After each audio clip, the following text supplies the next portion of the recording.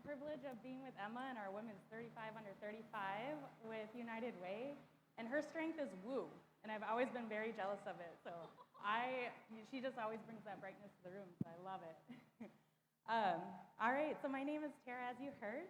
I'm a foster care case manager who I've recently stepped into a role as family services trainer at Cass Human Service Zone, and it is a mouthful. It is a big kind of title. So over the years, I've had the privilege of walking alongside families through some of their hardest seasons. Child protection reports, abuse and neglect cases, and moments when children have entered foster care. Now, when people hear this, I almost get the same response. Wow, that must be really difficult. I don't know how you do that. And I get it. It is a hard job, and we almost immediately picture that child who has potentially been abused or neglected. They are vulnerable, and we should picture them. They are central at what we do at Cass Human Service Zone. But I'd like to take a moment today and kind of walk with you and broaden that picture and look at the family unit. So it's not just the child that is affected, but also the parents. Parents who have also find themselves in the middle of a storm they never imagined and walk through a season of life they never planned for. So when a child enters foster care, trauma happens immediately. Even when abuse and neglect has occurred in their home, the very act of removal is trauma on its own. So we're very diligent about what children come into foster care, and we look at every resource possible to maintain that child safely in their home first. But if that child does come into foster care, I'd like you to kind of imagine what that may look like. The only home they've ever known suddenly is gone. The faces that were familiar, mom, dad, siblings, are now replaced by strangers. At Cass, we try really hard to place children together and keep them in their same school system within the same area, but that's not always possible. And some children may be uprooted from Fargo and go all the way across the state without their siblings. That's really difficult. These children don't know if their parents are okay. They may get to see them for 1 hour a week. They're placed really far away. It's a virtual visit. You don't know if they'll see their siblings again. The only people they really have known and have bonded to during those turbulent times in their home. And they really don't know what tomorrow is going to look like. But when we look at that family unit, for parents, the experience is just as devastating. Their children are gone. They're facing court allegations, and sitting across from a caseworker like me who says to them, for right now, your home is unsafe and your children cannot be with you. Now, this is a really heavy thing to say, and I know me and all my coworkers have a really hard time with it. Most of us are parents ourselves, and to imagine to say that, or somebody to say that to me as a parent, that feeling has to sting. So most of us have been through a tough parenting moment. We may have yelled a little too loud, said or did something we regretted, or even maybe had a few too many drinks after work one day, right? But the difference is most of us have safety nets. We have partners, grandparents, neighbors, a community that will step in so that this doesn't continue to occur. When we hit that breaking point, they have relief. Now, most of our parents don't have that. They're trying their best with what little they have. And in a place like Fargo, many parents are newcomers. People who left rural areas of North Dakota and broken situations that were there and places that weren't serving them and their family, and moving here for better opportunities and for a fresh start. But without their support system, they often find themselves isolated and overwhelmed. No relief from the stress of parenting. If you are a parent, you know you see every single day new Facebook posts, Instagram, research telling you how to be a better parent.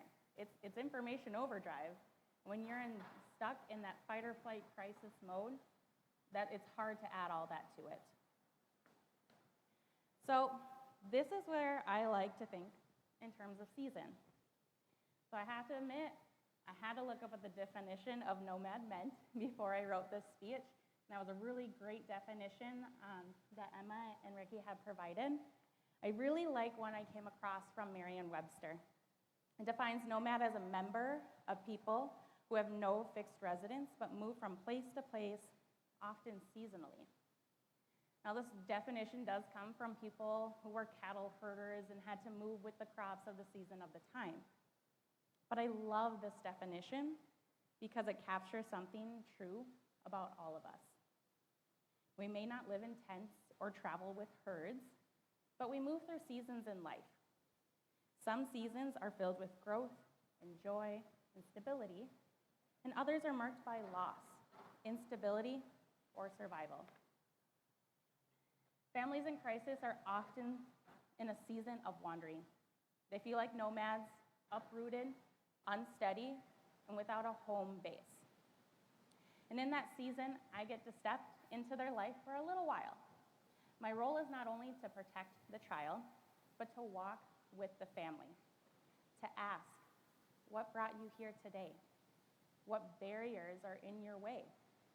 And how can we step into a new season, one where your family can be whole, safe, and thriving again? Take my pride or my work very personally, and you might wonder why. So it's because I know what it feels like to live through seasons of instability, fear, and struggle. So I'm going to walk down a little path with you here that I've never spoken out in public about and be a little vulnerable, so I hope you can walk along with me here. So as a child, on the outside, I was a straight A student. I graduated high school with a 4.0. I was in orchestra, band, dance, competitive speech, all the things. I looked like a kid who had it all together.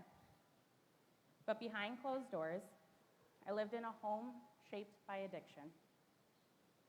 My dad was an alcoholic, and every evening when I heard the crack of a beer can, my whole body braced itself.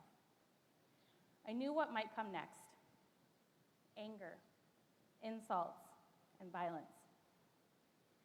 At a certain point of the night, when my dad had tossed back a few, I knew to stay away from my dad.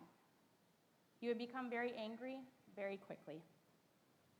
I would hear the arguing between my parents from behind closed doors, the insults he would call me and my siblings that imprinted my self-worth that lasted for many years into adulthood. One night, after one too many drinks, my dad was out of control. It was a night where my dad had made supper, and like any parent who has made supper, you're going to hear your child say, "I don't want to eat this." And this was one of those nights. My dad took this very personally when that was said. We became very angry. However, this night I had dance practice, so I got to leave the home for 1 hour of relief and leave behind what was happening at home and totally forget about it.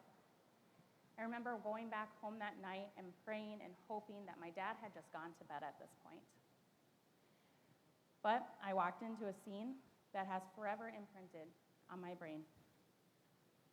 Walking into the home that night, I can still smell the strong odor of liquor floating through the air that night, the cries for help from my mom and sister, and the slams as items were being thrown throughout the home. In this moment, I had witnessed my dad had my mom pinned up against a wall with a knife in his hand. My sister screamed at me to run to the neighbor's house to call 911 because my dad had broken our landline, pre-cell phone era, so I dated myself a little bit there. My dad tried to block me from leaving the home, but my sister distracted him enough where I could slip through right on the side and run out the door. I remember running as fast as I could, leaving behind my sister and my dad and my mom from what was happening in that home, not knowing. That night was the fastest I've ever ran in my life, and it never has come back. We're not a runner here. And I made it to my friend's house down the block and told them to call 911 on my dad. I was 7 years old. And that very next day, after my dad had been hauled away in handcuffs, I went to school as it was nothing. It was a Tuesday morning, and I walked right in. That became my survival strategy. Disassociate, keep moving, and don't let anybody know. For years, I carried that secret, and even though I swore I'd never follow the same path, by 14, I was drinking. Soon after, I started smoking marijuana. It became my way to numb what disassociation no longer could. Through my late teens and early 20s, I was living a double life. On the surface, I held multiple jobs, worked long hours, and even promoted up through those jobs. But behind closed doors, I was drinking daily, smoking constantly, and moving from couch to couch, place to place, because my home still was not a safe place to be. I was a true nomad, but not in the poetic sense. I was wandering, rootless, disconnected from myself and my purpose. So at 22, after about 8 years of this, I thought I was ready for a new season. I wanted to leave that behind. I wanted to move to a new place and leave the secrets of my town and my home in my hometown. I enrolled in college at Minnesota State University, Moorhead, excited for a fresh start. But life had other plans. Just about a month into moving up here, I found out I was pregnant with my summer fling from back home. The father of my child was also battling a meth addiction. I was still smoking marijuana heavily. And all I could think was, I am repeating the very cycle I swore I'd escape. But after hearing those first heartbeats of my baby in that doctor's office and through that ultrasound, something inside me shifted. I knew I had to be different for my child. See, even though a lot of bad things were happening in my home as a child, my mother was a constant. I've never seen her drink a sip of alcohol. She never raised her voice. She was strong and steadfast. She made it to all of the events we had. She worked multiple jobs. She made it seem normal with what she had. I had to create a new season with this child I was carrying, even if it looked like nothing like the one I had imagined. So here I was in Fargo, Moorhead, newly pregnant and alone. It was 2020, so pandemic time as well. I began searching for resources around me. During that time, I utilized SNAP, TANF, a housing voucher, and any programs I could get my hands on. I joined the Jeremiah program, where their mission is to end the poverty of two generations at a time. They assisted me with accesses to more resources, quality childcare, and understood the struggle of being a single mom and wanting better for their child. Shortly after my son was born, I started college full-time, taking 18 plus credits per semester. I worked part-time as a paraprofessional, and I raised my baby alone. I knew being a single, strong mother was going to give my son the best life possible with what I knew. My son was not going to grow up in a home where anger was the norm, feeling afraid and making himself smaller to avoid being hurt. I lived in poverty for those first 3 years of my son's life, sometimes with only $500 to get by a month. But I was surrounded by people who believed in me, people who became my village when I didn't have one. And with their support, I became the mother I wanted to be. That season taught me something our culture often forgets. We were never meant to do life alone. Independence is not the goal. Connection is. For so long, I did not let people in. I did not want to show the real me for fear of being left if I did not fit their perfect mold. But connection is how we thrive. It's how we make it through the tough storms in the darkest seasons. The truth is, we are all nomads in some way, moving through seasons. But the difference between despair and hope is whether we find a village along the way. A place, a community, a set of people who walk with us until we are strong enough to walk into the next season. That is what I want to offer families that I work with. I want them to know I have walked through hard seasons too. I have felt rootless and afraid. But I also know that healing is possible. The stability is possible. That the next season can be brighter. Now, standing here today, I get to live in a new season. I take pride in my work, and I also serve on the ambassador board for Friends of the Children, a local nonprofit in the area, and I co-founded Empower Her, a nonprofit devoted to supporting pregnant women and women with children who are struggling with addiction. Because when we support mothers, we support the whole family. When we strengthen the root, the branches can grow. So each season of life brings challenges. Some seasons nearly break us. Others bring beauty, joy, and growth. But every season serves its purpose. For many years, I lived like a nomad, moving from place to place, emotionally and physically never rooted, never still. But today, I am rooted. I am building a village and not running from one. And I really strongly believe that this is what we are called to do, to walk with people in their wandering seasons, to be a part of their village, to help them step into a new season with hope. I no longer hide from my past. I own it. Because without those seasons I went through, the wandering, the fear, the pain, I would not be the woman standing before you today. And because of them, I can stand alongside families in their hardest seasons and remind them, this is not the end of your story, and a new season is coming. Thank you.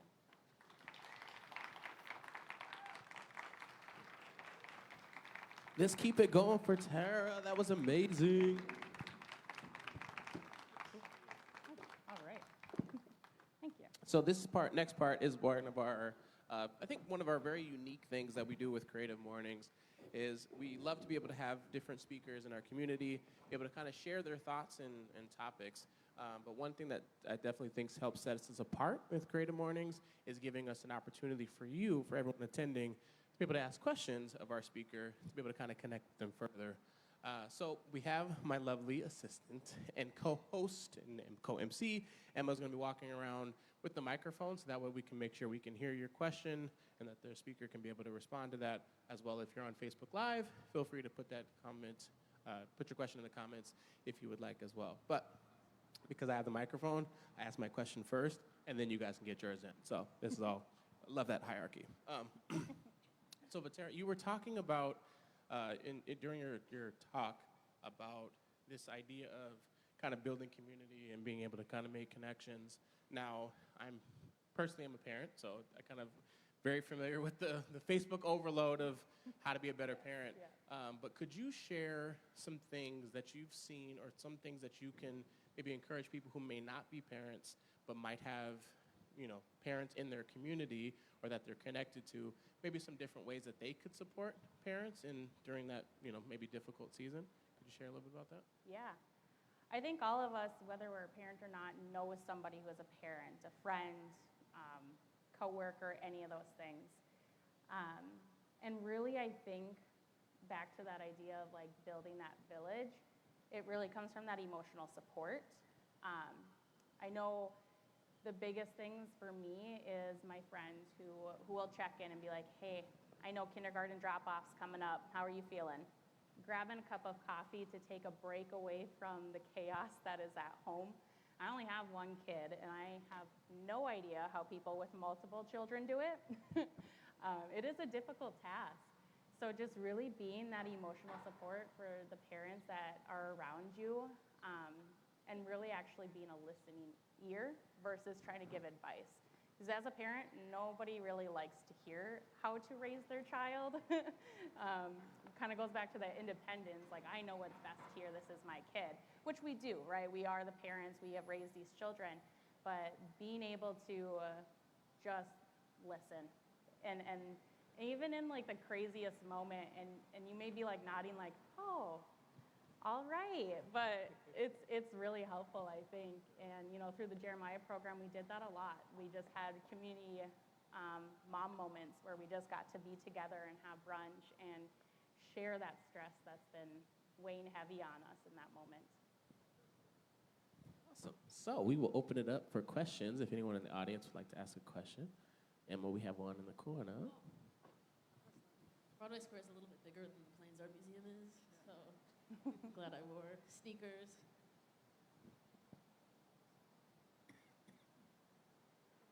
I just wanted to thank you for your braveness today and standing up and sharing your story with us. I really appreciate that.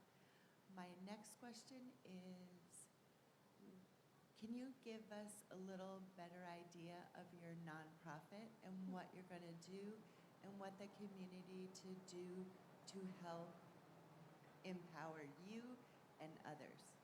Yeah, thank you. So Empower Her is pretty new. We started back in March, so we're still working through all the fun paperwork that comes with that. But it really came from this place. So my co-founder is also a Jeremiah program mom, and me and her really connected and started to discuss like how can we give back. And I think that's a really huge thing in Jeremiah program. Most moms are like, this has been so great for us. How do we give back? And so a lot of the moms, my friend Tori is in recovery, and so I see a lot of that at the zone with foster care, especially in Fargo. A lot of our cases are substance abuse related. And like I had said, I hate seeing kids come into care. I love that we can keep them safe, but knowing the impact of that is really hard. And so if there's a preventative way we can get out there before this gets out of hand. And so right now with everything, we are working to start support groups that are a little bit different than an NA or treatment focus. And so most of our topics are just on how to kind of start to adult outside of your US. So when a parent or a person is in US, it's really hard to even think about tomorrow. And so the topics around like budgeting and co-regulation with your child, that emotional regulation, all those pieces we need to learn as adults, right? And so we're hoping to launch the support groups in September. So it's been a long road. Well, not too bad. Like I said, it started in March, but it just feels like a lot, right? Our big picture down the road would be a housing unit where moms can be housed with their children, and during the day, children are either going to childcare or school, and they are doing their outpatient treatment and can stay together. And so that's really the big picture. We have a lot of amazing treatment facilities in town that are all ready and willing to partner with us, so it's been a really exciting move as we keep going. Right now we're in a place, we're like word of mouth has been really big. So we were in the August Fargo Inc. issue if you want to learn a little bit more about it, and just being able to share what we're trying to do. I know we'll probably have like a call to action pretty soon on our Facebook page of things that we could have some help with. So thank you. Could you tag your Facebook page or tell people how they can find you on Facebook or socials? Yeah, so we're only on Facebook right now, and it's called Empower Her. And so very startup, but we do have an amazing marketing and outreach that's agreed to be on our board, Jan. He's great. And so he's going to start really working on that. So yeah, if you look up Empower Her, it should pop up. Awesome. Another question. Hi, Tara. As you know, because we talked about your talk before today, my husband and I do foster care. We have foster kids in our home, or we have in the past. And so we get the calls when there are kids that come into care asking us if we have availability. And sometimes we are in the season where we can't take in any kids, but we are aware of the need and how big of a need there is. So what are some ways that our community can help, even if they're not able to take in children full-time? Yeah. So what's really cool about foster care is it's an amazing thing. I know I told her that I personally could not be a foster parent. Their work is really hard. They get to walk alongside these children through all the emotions. And so there are some different options with foster care. You don't have to take a child in long term. We do have what are called respite. So a foster parent who has had a kid and they need a break that weekend because the behaviors are too big, they're just really stressed out with it, they can reach out to a respite foster care provider and just provide, a parent or person can provide foster care for like a weekend or maybe just a week spurt. And so those are really good options. We have a really great licensing team for our foster providers, so they're always great people to reach out to. And I think too, just as a community, when you see out in, like there's so many events that get held here on Broadway Square. I don't think it's too much, like it's not an overstep to, if you see a parent really stressed in that moment of what's chaotic and going on, to just kind of be like, hey, you need some help? How can I support you in this moment right now? I know I've done that at Walmart with hearing a kid scream from the bathroom. Mom was doing everything to set her boundary, and I just popped in and said, hey, you're doing great. How can I help you? And she's like, I just need a moment. So I was like, all right, I can be here, I can do this. And so just in those really small moments, I think is what builds to these really beautiful community emotions. And it is in the small work. It doesn't have to be this huge thing of like, yes, I'm gonna be a long-term foster care provider, which are, like I said, great. But it's really in those small moments that build to the bigger momentum of things. Well, I hope I answered that. Okay. Any other questions? I got my running shoes on. We got time for probably 2 more, I would say. If anything comes to mind? Yes, Kirsten.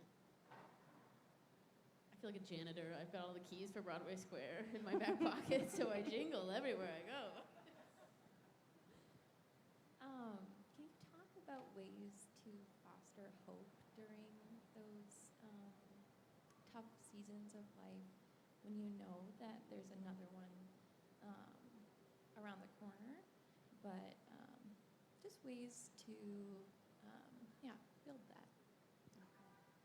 Yeah, that's hard. In the moment, you can't see that, right? To be able to foster that hope and know that something better is coming. And so me and my co-founder, Tori, we talk a lot about just sitting in it for a moment, not trying to negate what is happening, but just sit in that feeling of like, this sucks. This is really hard.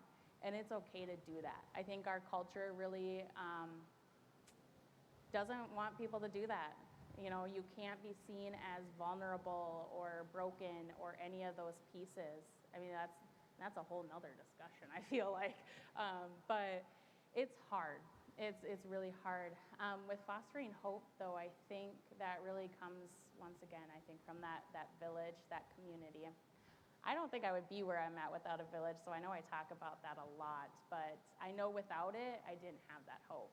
I was a nomad, moving from couch to couch, figuring out how I can best make it through the day. But when you surround yourself with people that may have been through that or want better for you, see you for who you are, they can push you with that and say, well, this sucks now, but look at all the great things you have done or the great opportunities that are coming up.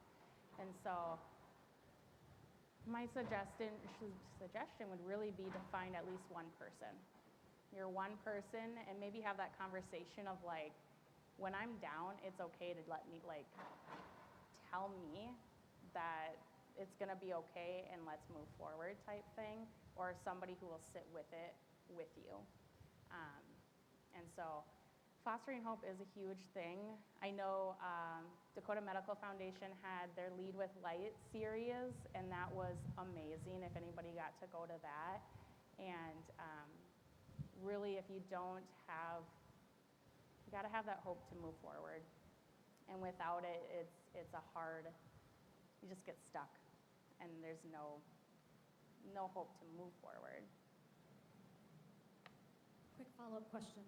For those who might be new to the community and they don't have even just that one person to find, what are resources to help find those people? Yeah. I love the Fargo area because there are so many amazing nonprofits here.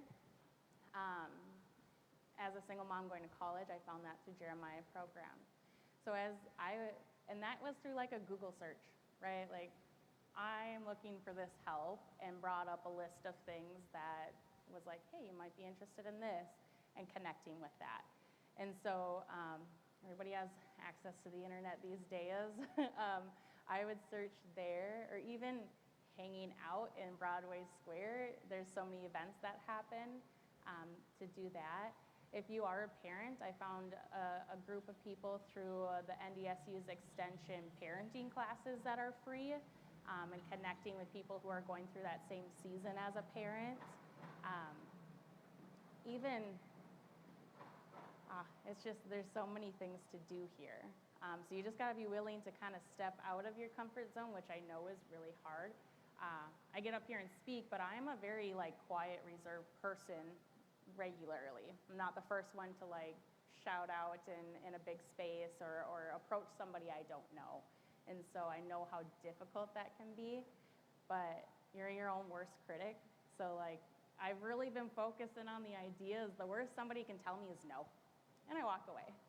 So trying to remind myself that that is what it can be and just go for it. So yeah, I just utilize the resources like I had, and you'll find your village. And ooh, buggies.